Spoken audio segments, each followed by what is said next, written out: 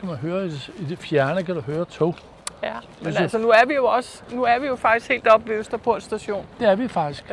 Og det er jo nok, det I hører, det er jo nok regionaltog, ikke? Så. Er det myg, eller hvad? Ja, hvordan er det nu, at når der er en tør vinter, eller kold vinter, så kommer der ikke så mange myg, eller er det noget med et fugtigt efterår, eller du må der ikke er noget. mig. Altså jeg er jo sådan en, jeg synes altid, der er utrolig mange myg. Ja. Altså fordi hvis bare der er en i 1 kilometers, 5 kilometers radius, så stikker den mig. Så får du øje på den, ja. Så, ja. Ja, nu kan vi da høre, at vi er i byen, hva'? Ja. Lidt sirener gang i den. Og en lille due, der krydser stien. Og letter. Du skal bare lige have tilløb. Ja, og du kører S-toget, kan vi jo se. Ja. Så vi er ikke taget i Gribskov eller sådan et sted ude på landet og tog den anden vej. Nej, så. Vi kan høre, at vi er stadig midt i byen. Ja. Men det kan også godt være, at man måske bare lige har brug for et break på en halv time og sådan noget. Så er det jo fint nok, hvis man bor herinde og går herover, ikke? Og man ikke skal til at pakke mad. Og her der skal man passe på om vinteren, når der er glat. Det er rigtigt. Vil jeg lige nævne. Det var et lille boomerråd. Vi har prøvet det. Ja. Ingen svaner. Nej. Men der burde være ænder, ikke? Med alt det andet mad. Mm. Ja. Ja. Så, ja. Men altså, det er jo lidt smukt. Altså, der er jo noget smukt over sådan den lidt vilde natur, ikke? Ja, det er det. Synes du ikke? Jo. Jeg står og kigger. Der er lige et par fugle på vandet. Ja, dejligt. Ja. Jeg kan ikke se skarven. Nej. Nej, det er da rigtigt. Den har ikke fundet herovre nu. Nej, heldigvis. Nej, dejligt.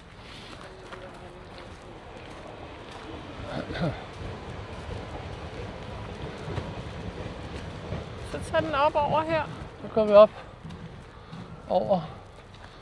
Men der er jo mange små sådan kroge, ikke? Også den er også en dejlig lille hyggekrog. Det er jo hernede, der er alle de der rhododendron. Ja, det er rigtigt. Der er meget, meget smukt. Ja. Ikke lige nu. Ja, det er der selvfølgelig også. Men, men der er ikke så meget blomst. Der er ikke meget blomst i den. Nej. Det er rigtigt. Men jeg tror, jeg er ked af at sige, at der sker et eller andet heroppe, der gør, at vi ikke rigtig kan komme op og kigge til vores egern. Det ser ud som om, at der er lidt vejarbejde, skulle jeg til at sige. Ja. Men jeg tror... Vi kan godt prøve. Jeg tror, vi skal jo ikke tage stien op langs med her og se, hvor vi ender. Jo, vi kan... Men det er jo altså okay. De har jo så fået lagt nye. Det er jo også fint nok. Det bliver holdt. Ja, helt sikkert. Så. Helt sikkert.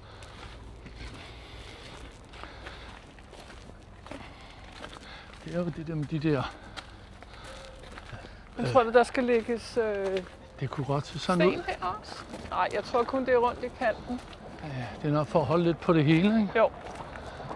Så. Jo, fordi der er nok det der med, når der kommer meget vand, altså sker der det, som vi så over med de andre træer, ikke? Ja. At jorden bliver altså, skyllet væk. Man kunne godt mene, at den der bænk derovre, de skulle klippe lidt væk for at have udsyn til noget. Skal vi gå over og se? Ja, altså det er bare, når jeg lige kigger der, så tænker jeg da, det er da ikke en bænk med udsigt. Ja, det ved man aldrig. Nu går vi over og kigger. Ja. Se, der er jo lige pludselig de der snebolde, er det ikke det? De er giftige. Ja, men de er sjove alligevel. Ja. Jeg tror, vi kan godt sige, det er... Jo, altså, der er jo... Ja. Altså, der er jo udsigt, men ikke ned over søen, som det nok har været tænkt, vel? Nej.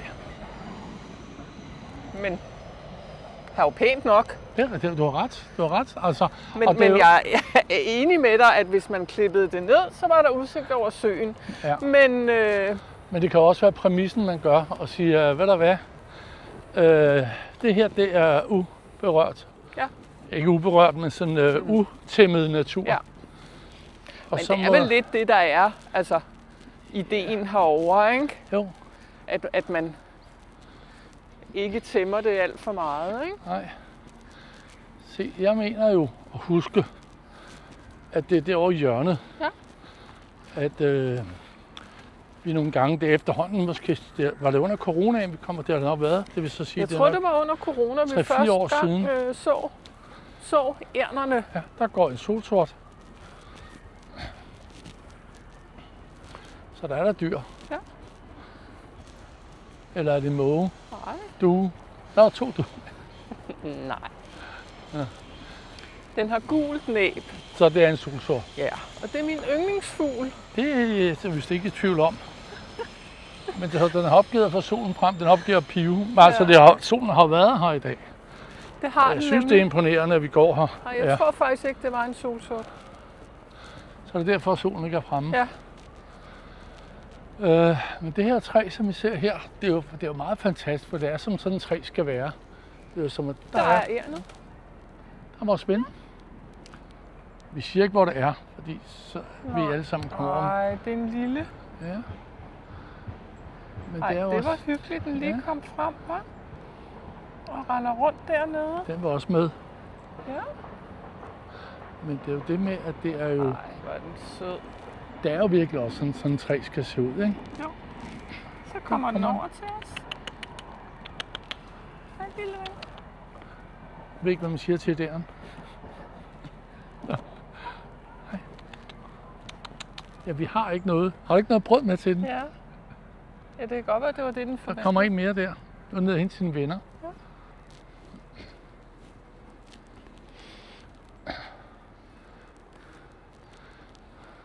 Nå, hvor er det søde. Hej.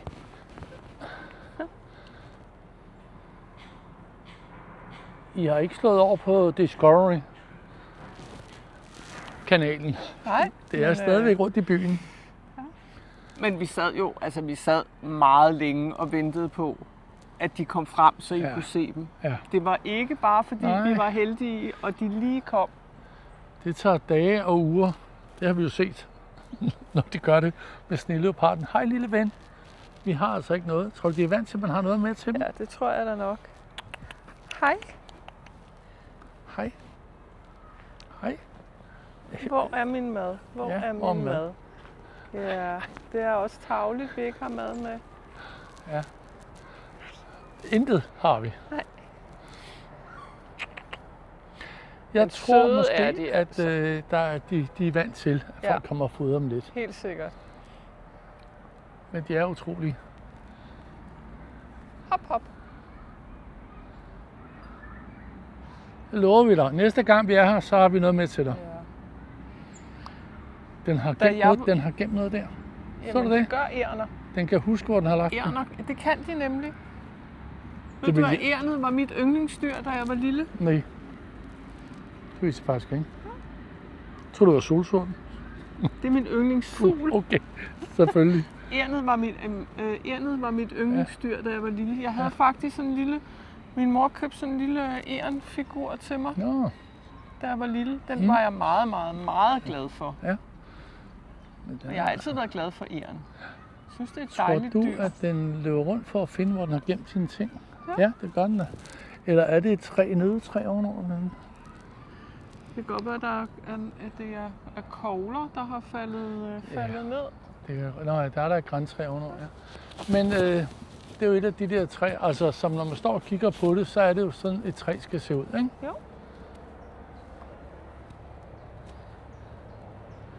Det er det. Så. Et klatretræ. Ja. Og der er selvfølgelig også et hul, ligesom på en tegnefilm. Der skal være sådan et hul. Ja. Indtil. Det er rigtigt. Går jeg ud fra ærenes. Måske. Nå, men det var dejligt, vi gik herover. Ja. Ja.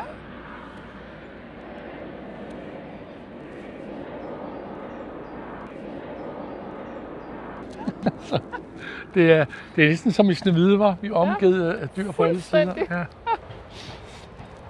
Jeg tænker ikke, at vi skal ned den vej, vel? Nej, det synes jeg ikke. Jeg synes, at vi holder os til de mere på dydens smalle sti. venlige stier. Men altså, det der, det bliver sådan lige lovligt. Ja. Sådan Indiana Jones. Ja. Men jeg vil sige, når man ser det her som et stille billede, så tænker man ikke lige, at vi står midt i København. Nej, det gør man altså. Det gør man altså ikke. Smukt er det. Men altså, hvor er Ernet nu? Det er der ude og hente, ude og foragere. Det kunne jo godt lige have stillet sig op der på bagben og kigget på mig. Jo, nu lyder det som alle de der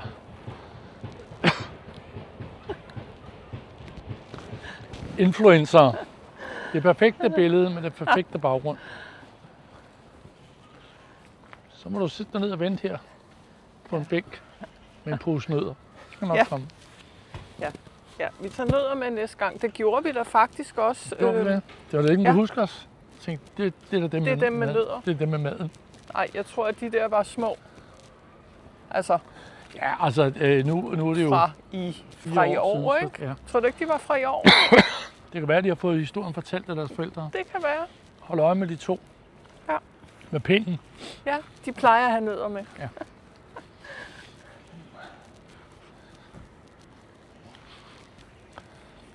Ej, der er...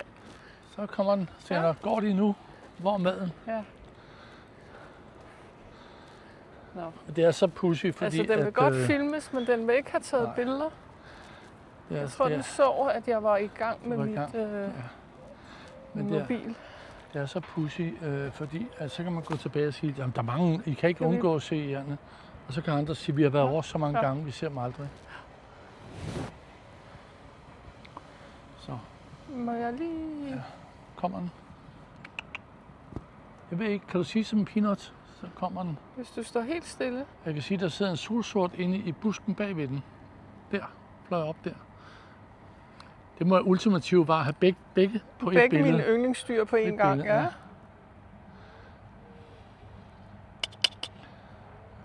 Men tror ikke, de har det meget godt, ærnene her i byen?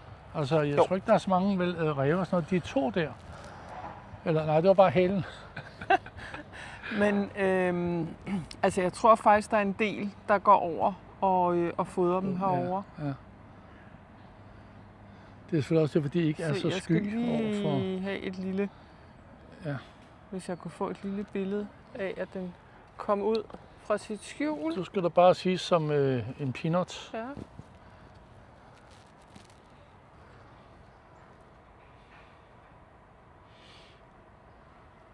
Så skal du trykke og få det taget. Nu. Inden den der. Ja. Det er jo det dejlige, når vi er på sådan en tur her, at i forhold til, hvis du nu er på Danmarks Radio, der er det jo planlagt, timer tilrettelagt og med tider, og hvor vi skal stå på næste stilling og gøre klar. Det er der ikke her. Der bliver det sådan lidt mere fri leg. Vi kan stoppe og kigge lidt, og så kan I få lov at se med, hvad der virkelig sker herude. Uden det er redigeret og sammensat, men det er virkeligheden en ting.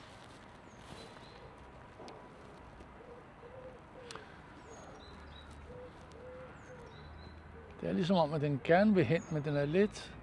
Jeg tror måske, fordi... Jeg tror det er, fordi du ikke har vist dine gode intentioner med at have noget mad med til den.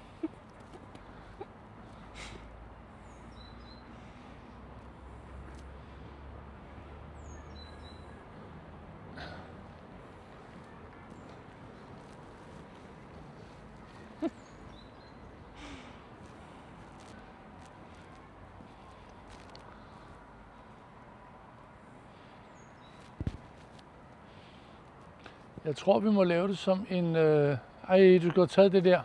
Det tager jeg til dig nu. Jeg sidder og kigger på dig. Nu hopper jeg op i træet. Jeg tror, vi må lave det som en tur. Vi lover, at vi skal nok tage med. Så må vi jo så fylde lidt nødder og lidt i lommerne, og så gå hård en dag og se, om vi kan se dem. Om det virkelig er, fordi at de vil have mad, de er her, eller de er bare irriteret på, at vi render rundt her og forstyrrer deres dagligdag. Men det er imponerende, når man tænker på, at det ikke så langt derfra, der står altså en og brolægger, og vi har togbanen og alt muligt, men de er jo vokset op med, at vi er her. Menneskerne er herovre. Jeg føler også derfor, det er ret vigtigt, at man ikke har løse hunde med, fordi så mister det jo ligesom tilliden til at kunne løbe rundt her. Men jeg vil sige, at der burde være chance for at se egern. Fordi jeg har lige stået og kigget ned ad skrænten, og der kunne jeg se 3. Okay. Så der er nogle stykker herovre. Ja, men ingen løs hunde, og stille og roligt. Og ingen løs børn. Ja, nej, men ikke, jeg tror, at det der med, hvis de kan høre råben og skrigen, så er de jo så sky, de forsvinder væk. Men hvis man går stille og roligt og kigger. Selvom det er byegern, der er vant til at blive fodret i stor grad, ikke? Det tror jeg, men den er også vant til at springe for livet, når børn jager dem rundt, fordi de tror, at den skal ages på. Ja, det er rigtigt. Men altså,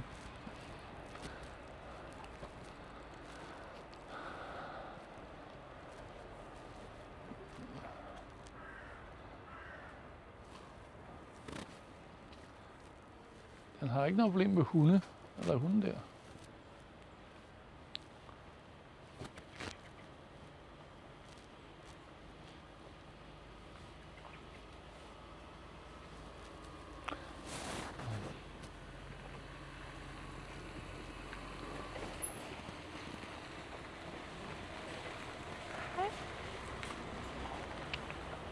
Der er ikke mere bagved dig.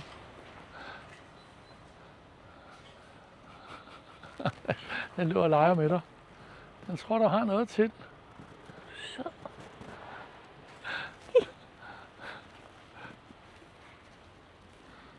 Kom her og stil dig pænt op. Ja. Det kan også være, fordi du har den grønne trøje på. Det ligner sådan en noget, der kan spises.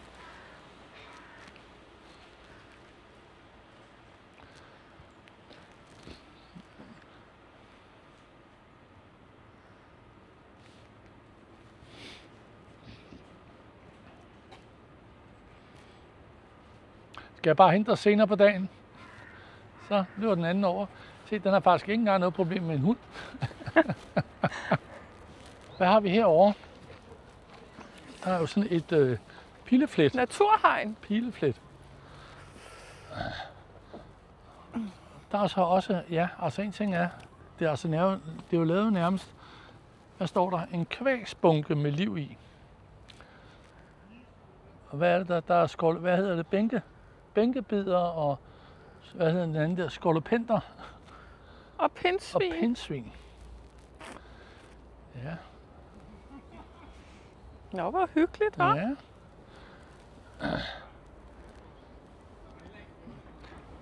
Altså, hvis det var et pindsvin, så er det lige før, vi har haft det, ikke the big five, men de andre. Ja. Der har vi lige der, løvende der. Der er noget, der kravler rundt der.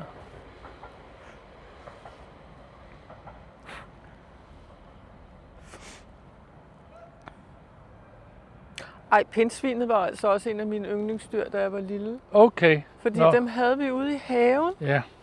Og så kom den op til os i huset, når den havde børn. Så kom den spacerende med de der små pindsvinebørn. Ja. Det var meget, meget sødt. Det er ikke unger? Pindsvineunger? Jo. Pindsvineunger. Grislinge. Hvis det er et svin, så er det vel også. Ja, jeg ved ikke, hvad pindsvineunger? Unger? Jeg ved ikke. Altså unger er vel en fælles fortegnelse for flere af de der. Pindsvineunger, men jeg kan huske som barn, at jeg synes, de var simpelthen så søde. De der helt mini pindsvin. Ja. Det er de også jo. Altså alle små, altså alle dyrebørn er nuttede? Der er nogle få, der ikke er. Nå, men sikkert meget, der er sket her i dag, hva'? Altså, hvor vi egentlig havde planlagt og skulle have taget med rundt på museet. Så kunst og kultur blev til natur. Ja. Eller kunst og natur. Sådan. Ja, fordi som sagt, så kunne vi ikke lave det derinde, og så tænkte vi, så går vi den lille tur i parken. Men det er rent nok, den er flot, den står sådan helt vildt i naturen, ikke? Det er en super dejlig park. Ja, det er det. Det er det virkelig. Også det der træ, ikke? Jo. Jo, men alle sammen, altså måden, det ligesom får lov at passe sig selv, ikke? Ja. Det er ikke så mange andre steder, hvor det så er trimmet og klippet og strammet og sådan noget. Det er bare... Nej, det er en dejlig park. Så budskabet lyder herfra, det er, hvis I kommer ind, der står og siger, at vi har jo gået rundt i, jamen så prøv de andre. Ja. De 3 parker, kan man sige. Eller, den ene er jo en have, Tivoli. Ja. Men der skal I så bare tænke på noget derinde. At faktisk at det, I står og ser på nede, hvor besøgerne og hvor bådene sejler rundt, at det er faktisk også en del af det her. Ja. Som er nævnt fra fortiden, da vi havde en voldgrav omkring vores hovedstad. Ja. Der var en helt skoleklasse derovre. Det er selvfølgelig også, altså det må man jo sige, det er jo det perfekte sted at tage børnene med over og lære lidt om botanik, hva'? Ja. Men så skal vi til at slutte denne her tur. Vi er faktisk ved at være over ved museerne igen. Ja, så... Tilbage til kulturen. Tilbage til efter kulturen. En tur i naturen. Sådan. Men det er jo, hvad skal man sige, hvis man har brug for lidt natur, det har man jo. Så er det jo meget effektivt det her, ikke? Jo. Og lige få en indsprøjtning i natur. Men hvis ikke skal med togbanen op og gå i Dyrehaven og sådan noget. Ja. Du har det her lige omkring dig. Ja. Og så, som vi jo har hørt nogle af de lokale sige, så her skifter det. Ja. Virkelig, her kan du se, nu går vi en sensommerdag. Ja. Men om 2 måneder, når det hele er orange farver, ikke? Mm. Og så igen om 4-5 måneder, når der ligger lidt sne og lidt frost sådan en morgendag herovre. Ja. Det er afgjort heller ikke tosset. Men det er rigtigt, man kan virkelig se naturen skiften herovre, ikke? Ja. Og så alligevel er det alligevel så stort et areal, så hvor vi lige er gået i den fri natur, så kommer vi ned her, så er der altså lige pludselig en stor legeplads, fordi der ligger nogle skoler omkring her. Og de skal jo børnene også kunne få plads til at lave idræt og have en skolegård. Ja, men det er meget fint, at det er, altså man har den her store plads, ikke? Ja. Det skal ikke lade os skræmme af, fordi der er så masser af natur. Der er natur nok. Og så tæt ved Nørreport. Eller for den sags skyld retning er så Østerport, undskyld, det var også der mente. Så det er fint nok, hvis I bor lidt uden for hovedstaden, og så lige tage en tur herind. Ja, det er rigtigt. Så kan man jo, som vi altid snakker om, man kan jo kombinere det. Det kan godt være, at man skal ind og måske lave shopping, eller på et museum, eller gå en tur i skoven. Naturoplevelse. Ja. Og så kan man jo så gå ind i stedet og sidde og hygge og spise lidt mad. Det er så ikke lige helt tilladt. Og så kan man jo gå ud og sidde og hygge sig med lidt mad her i byen, og så tage hjem igen med toget. Og have haft en fantastisk dag. Og vi har faktisk hørt toget i baggrunden. Vi kan høre toget, det er lige over bagved. Ja, så kommer Statens Museum for Kunst. Ved at være tilbage. Nogle er det jo ligesom elefanten i rummet, ikke? Fordi bygningen, den blev bygget, hvor der var meget kontrovers om, hvad man synes om den. Om man skulle holde den gamle stil som det andet, eller om det er fint nok. Fordi på et tidspunkt bliver det også gammelt jo. Ja, altså, jeg vil jo godt være ærlig og sige, at jeg synes ikke, det er særlig pænt udefra. Det kan godt minde om sådan et eller andet koncernhovedsæde til en bank eller et eller andet, ikke? Ja. Men til gengæld er der jo simpelthen en fantastisk udsigt med de der panoramavinduer. Altså. Og indefra fungerer det jo, altså det fungerer virkelig optimalt i forhold til den gamle del, ikke? Så det pæneste, du siger ved den, det er at indenfra. Når Helt du sidder sikkert. indenfra ud, så er den bare fantastisk. Og så fungerer den godt. Ja. Ikke? Altså, den fungerer super godt, koblingen fra den gamle til den nye bygning. Ja, det er rigtigt. Men altså, så for mig, det eneste minus er, at jeg synes ikke, den er super pæn udefra. Nej, men jeg kan huske, man snakker meget omkring det, man lavede en så lyse farver, så det ikke var sådan en stor massiv blok i røde mursten eller noget, men den er så lys, den falder lidt så forsvinder lidt op på himlen. Ja. På en gråværsdag. På en gråværsdag, ja. Men altså, vi snakker meget, hører meget om arkitektur, når vi er nede på Dansk Arkitekturscenter, de der morgendag og så videre. Og det, jeg kan tage med mig, det er, at, som nogen siger, hvis du så på værkerne, som vi i dag synes er sådan klassiske værker, da de blev opført, var der jo også borgermøder imod det, og råben og skriner, og der var det jo så enten, at de var for høje, eller for pompøse, eller det ene og det andet. Og i dag synes vi, det er da bare de smukkeste bygninger. Så sådan er det vel altid. Og det er vel bare, altså. Men det er som da vi sad derinde for nogle timer siden til pressevisningen, der sad vi faktisk og snakkede lidt om selve søjlerne. Ja. Hvis man havde lavet dem sådan lidt mere i gammel romerstil, om det kunne have blødt lidt op for den der massive stramme væg, man møder. Stramme, stringente linjer. Om det havde været sådan romerske søjler. Men så kan man sige, at det er måske ikke lige dansk arkitektur på den måde. Og man læfler lidt for noget sydeuropæisk. Det er det der ikke. Det der er jo den er, så nordisk, som den kan blive. Ja, den er, som den er. Ja. Så. Men nu kan jeg begynde at høre hverdagen derude. Ja. Og så går vi op igennem her, hvor vi har Statens Museum for Kunst på den ene side, og vi har den Hirschsprungske Samling på den anden side. Ja. Og tag nu at kom ud og ind. Begge. Ja, fantastiske udstillinger. To forskellige universer. Ja, meget. Det andet er meget stort og sådan noget, og der er jo alt. Når man kommer ind, er det ikke bare den ene udstilling, vi snakker om nu her. Du har også adgang til alt andet kunst. Præcis. Og som vi ynder at sige, det er jo vores allesammens, for det er nationalt ejet alt sammen. Så det er også jeres kunst, det er også jeres billeder. Så gå ind og se på dem, nyd det. Og så har I så på den anden side her, meget mere intimt. Det er ligesom at komme næsten hjem til folk i parketgulve og de der små rum, hvor der bare hænger kunst. Og så sådan lidt dagligstueagtigt, hvor du går ind, og så er der lige sådan en dør ind, og så er der et andet lille lokale med billeder i. Men det har altså også sit helt anderledes udstillingslokale. Så. Men det er fint, de ligger begge to, for de ligger ikke at konkurrere om noget. Udstillingerne hænger nogle gange sammen. Kan der være en binding imellem dem. Og det er jo også en del af det der parkmuseerne. Præcis.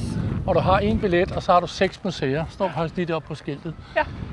Og så er en meget fin måde. For det er også det der, så er man nødt til også at se noget, man måske ikke lige vidste, man ville se. Ja. Ja. Så det var det. Ja. Bonita, tak for god ro og orden. Og, i lige måde. Du fik jo i hvert fald set et af dine, måske 2 af dine yndlingsdyr. Ja, det synes jeg. Det og måske det var en solsort. Det tror jeg. Og så kan vi sige, at næste gang skal vi nok lige huske at foder med til hjem, ikke? Ja, det gør vi. Hvis ikke det skal være pillenødder, eller skal være nødder i, altså hele nødder, så de skal arbejde for det. Nej, jeg synes, vi skal gøre det for dem. Det er en aftale. Servering. Godt. Der røg mit klistermærke. Så er det slut for i dag. Jeg vidste jo, at i dag var klistermærket grønt. Ja. Så til jer derude, tak fordi I så med. Og vi ses igen samme tid, samme sted i næste uge. På gensyn.